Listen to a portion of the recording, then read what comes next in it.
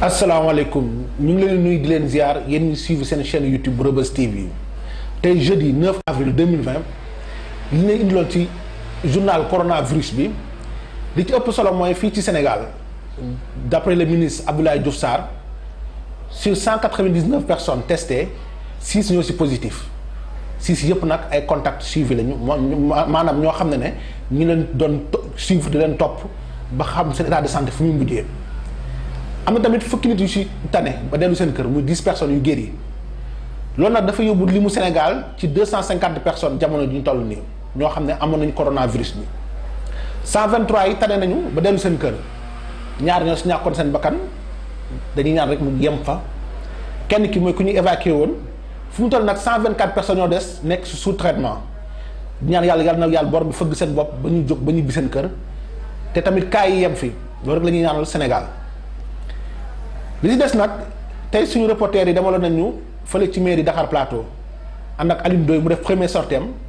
dem di joxe ay produits sanitaires ci hôpitaux yi mooy district sanitaire yi nekk biir Dakar Plateau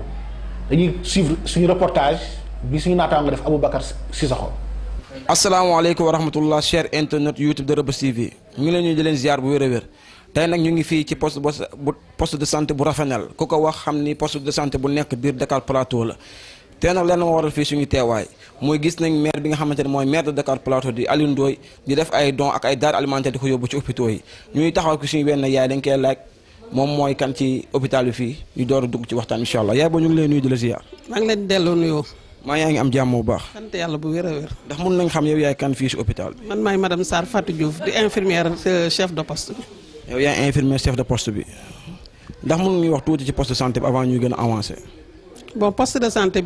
c'est un poste qui date de l'époque coloniale, construit en 1906, donc le premier poste de Dakar. Poste bi, habituellement, bi ñu koy construire, poste de santé uniquement la woon. Poste de santé, boo xam ne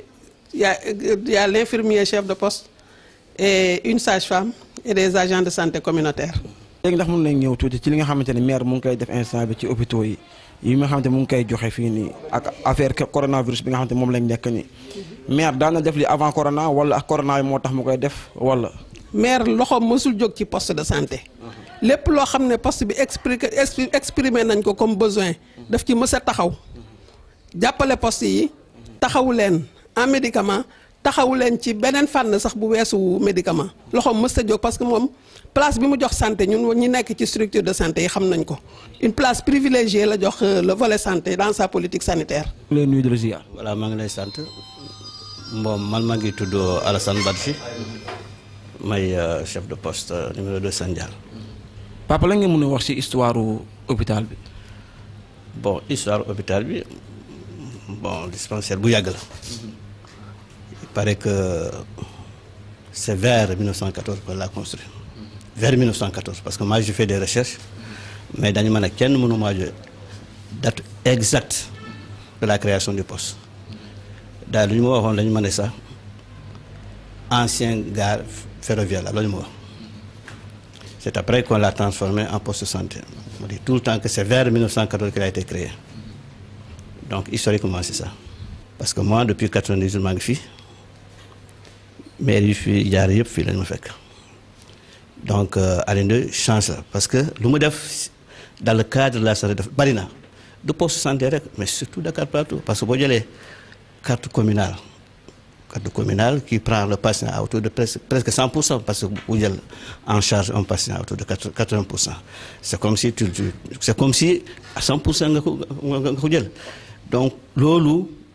rek dafa am solo. ku feebar nga ñëw jël ko presque en charge faj ko de A à Z xam nga loolu c'est pas facile loolu pour am ko dafa jafe xam nga man moi c'est la vérité que je dis ce n'est pas que parce que bon li may wax c'est une vérité maire yu bari maire yu presque de Abdoulaye Mokhtar Diop à lui maire depuis Abdoulaye Mokhtar Diop maa ngi fi donc mais ku nekk lu ma def je n'ai pas dit qu'ils n'ont pas fait des choses mais ce que Aliou a fait franchement il a beaucoup fait pour Dakar Plateau. donc xam nga comme médicament yi ministre Alioune Ndoye maire moo ñu ko jox donc côté bi nga xamante ne bi moom laa leen jëkk a wax côté artiste chanteur et compositeur donc man dinaa am benn way bu ndaw rek bu ma ko jox. Gallo gal gal ñaari maaw bu benn dammee gal ga diik Lebu Ndooy Maali Maram Ndooy gal ga des na géej Ali Ndooy Mairie Plateau xam nga yow doo fi ñaaw Lebu Maali Maram Ndooy xam nga yow doo fi ñaaw géejoo géej géej mbambulaan mool ma dem na biir géej Lebu Maali Maram Ndooy gal ga des na géej Lebu Ndooy Maali Maram Ndooy gal ga des na géej kooku nag suñu reporter tamit demaloon na leen ci Petersen xool nan la chauffeur yi ak clients yi di dundee couvre-feu bi ku ne couvre-feu bi xam nañu 20 heures la waaye nit ñi dañuy teel a wàcc ñu xool clients yi ni ñuy buuxante foofu demaloon tamit centenaire xool jaaykat yi fu mu toll nii nan la seen jaay bi demee ndax gis nañ depuis quelque temps que jaay doxatul lu bëri doxatul fi ci biir réew mi dañ leen bàyyi nga suivre seen reportage bi sama ñaari naataangoo yi def muy Aboubacar Cissokho ak Ramatoulaye ci décision bi nga xam ne état bi jël na ko moo tax li nga xamante ne état bi tëral na ko mooy nombre de clients yi yëpp ñu ngi koy respecté loolu nag moo waral fi ne nii liggéey bi maanaam wàññeeku recette wàññeeku na lépp wàññeeku na daal ci gàttal. lépp wàññeeku na ci gàttal léegi ñu gis ni carrément oto yi léegi am na benn heure rek pour nga oto léegi problème la te dañoo ne 20 heures mooy heure couvre-feu bi pourquoi ba oto yi mënuñu daw ba 19 ba 18 heures wala 19 léegi kat da ngay wàcc 3 heures wala 4 heures sax am problème mu tata pour lan loolu. waaw mais loolu boo gisee li ko waral mooy maanaam effectif oto yi day wàññeeku na fa ligne bu nekkoon 20 oto léegi 10 oto moo fa nekk te 10 oto yi léegi maanaam nombre de tours la ñuy def xam nga imaginer 5 moom 6 heures du matin dana fekk au moins premier car bi commencé départ léegi bu defee 4 tours am day tombé presque ay 16 heures su ko defee tour am mu jeex bu demee pour mu retourner soit problème lay nekk d'autant plus bu ñëwee maanaam clients yi nombre assis lay am kese. su boobaa loolu bu dee du ko arrangé dafay préféré mu toog comme jël daw na ku tuuram mu gaare otom loolu moo waral oto yu bari léegi manqué c'est ça loolu bokk na ci. ndax loolu yëpp waxtaan ngeen si ak ñoom su ko defee ñoom ñu bàyyi xel tuuti oto yi war a daw yëpp mun a daw su ko defee ñu am benn heure rek bu ñu arrêté moo goon defee ko nii parce que day xaw a métti trop ci ñenn ñi parfois ni dina wàcc day dox gis nañ ko ay nit yuy dox fii ba Thiaroye ba Kër Massar mais pourquoi pas mënuñu ut heure fixe rek oto yëpp nangu daw parce que ñoom tamit dañoo war a jàpp ci feebar bi ndax nekk na feebar boo xamante ne ñëpp si war a jàpp.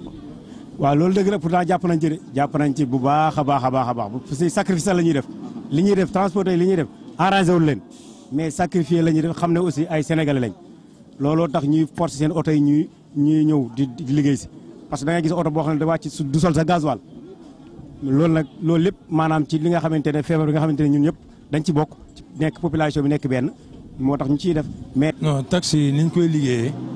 mooy ni ko gouvernement bi diglee 2 personnes ngay jël ak yow chauffeur bi muy 3 personnes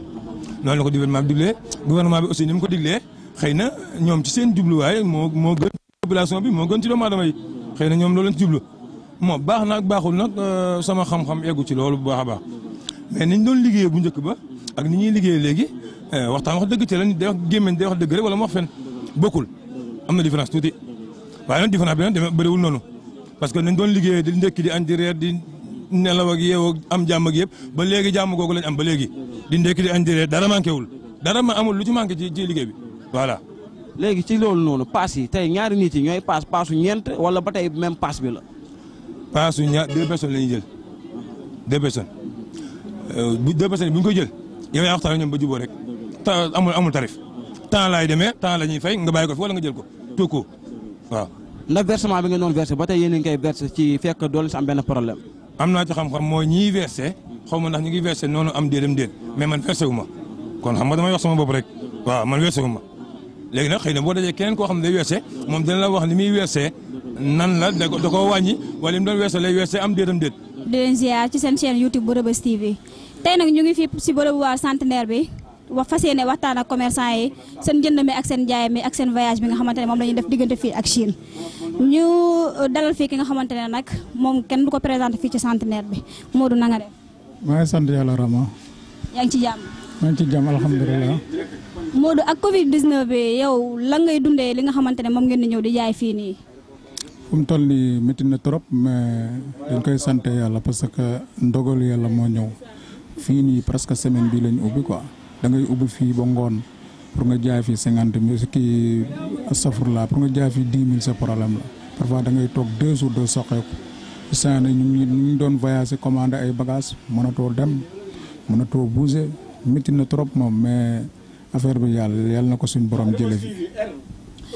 kon instant bii nii da nga bëgg a wax ne fu mu toll nii conteneur yi benn ñëw benn demul benn dikkul. conteneur yi benn ñëwul benn dëkkul. client yi aussi. client yi gis nga ñu fekkee ne ñun kese ñun ñoo fi nekk parce que loolu ak toog kër ga rek a yem ñun para ay 2 heures 2 heures bientôt 2 heures rek ñu wàcc dañuy xëy 9 heures 2 heures ñu fermé gis nga Sinoa kenn ubbiwul. tey nag jeudi 9 avril 2020 li mu coronavirus bi ci monde bi mi ngi toll ci 1 536 979 personnes yoo xam ne ñoo positif ci coronavirus bi 91 783 ñoo ci ñàkk seen bakkan am na 346 376 personnes yoo xam ne tane nañu ba dellu seen kër dëkk yi nag gën a touché ci àdduna bi premier bi mooy États-Unis ñoom fu mu toll nii ñu toll si 363 851 personnes yu positif 14 797 personnes ñoo si ñàkk seen bakkan Espagne ñu ngi toll 152 446 15 238 personnes ñoo si ñàkk seen bakkan Italie deuxième pays bi nga xam ne moom moo gën a touché ci coronavirus bi nekk deuxième pays bi ko am tamit ñoom ñu toll si 143 626 ñi si ñàkk seen bakkan toll si 18 279 Italie nag ba fu muy toll nii moom moo raw gum ci ñi ñàkk ci bakkan ci coronavirus bi Allemagne tamit ñu ngi toll si 114 257 personnes yu positif 2349 rek ñoo si ñàkk seen bakkan jamono yu ñuy wax ak yéen nii France di dëkk boo xam ne xam nañ comme mooy pays colonisateur bu Sénégal ñoom fu jamono ñu toll si 83 080 personnes yu positif 12 000 personnes nag ñàkk nañ seen bakkan mu nekk lim bu jéggi dayo ndax dem na su dépassé 10 000 rek nekk na lu am doole. Chine nekk ci Asie nekk pays bi nga xam ne moo njëkk am coronavirus ñoom ñu toll ci 82 883 personnes yu positif 3215 ñoo ci ñàkk seen bakkan loolu mooy en gros pays yi nga xam ne ñoo gën a touché dañuy ñëw nag fii Afrique Sénégal bokk ci continent africain bi Afrique du Sud mooy pays bi nga xam ne moo gën a touché ñoom ñu toll ci 1845 personnes 18 ñoo ci ñàkk seen bakkan Algérie toll ci 1666 200 personnes ñoo ci ñàkk seen bakkan jamono ñu wax ak yéen nii Maroc tamit sonn nañ trop depuis le début ñoom ñu toll ci 1346 personnes 96 ñoo ñàkk seen bakkan Égypte di premier pays bi nga xam ne moo ko njëkk am en Afrique ñoom ñu toll ci 1560 personnes 103 ñoo ci ñàkk seen bakkan Cameroun soo xoolee ñeenti pays yi ñu lim yëpp à part Afrique du Sud Algérie Maroc Égypte yëpp ay pays maghrébien lañu Cameroun tamit ñu bokk ak moom zone bi ñoom ñu toll 730 personnes yu positif 10 ñoo ci ñàkk gum seen bakkan suñu xoolee loolu lim bi ci fii ci Afrique ñu ngi gën a avancer chaque jour ñu ñaan nag yàlla suñu borom wàcc fi xéewal ba ñun li ñuy wax rek coronavirus bi xajul Afrique moo ñu ëpp doole yàlla nañ ci yàlla tegg ñu yëpp ba kenn bañ ci amati cas positif ba ñëpp mën a tane dellu seen biir kër loolu nag la ñuy ñaanal monde bi yëpp te di ko tëjee tey suñu journal da ñaanal tamit yéen suñu cher internaute yal na la yàlla defal jàmm yéen ñu topp suñu ginnaaw ba léegi di ñu suivre jërë ngeen jëf ba tey tamit mën ngeen suivre seen chaîne YouTube Reubeuss TV ci Instagram bi ak ci Facebook bi soo leen tapé Reubeuss TV 1 rek ngeen ko am ñu ngi leen di jaajëfal nag di leen jox di daje suba vendredi 10 avril 2020 ci yeneen yéenekaay jërë ngeen jëf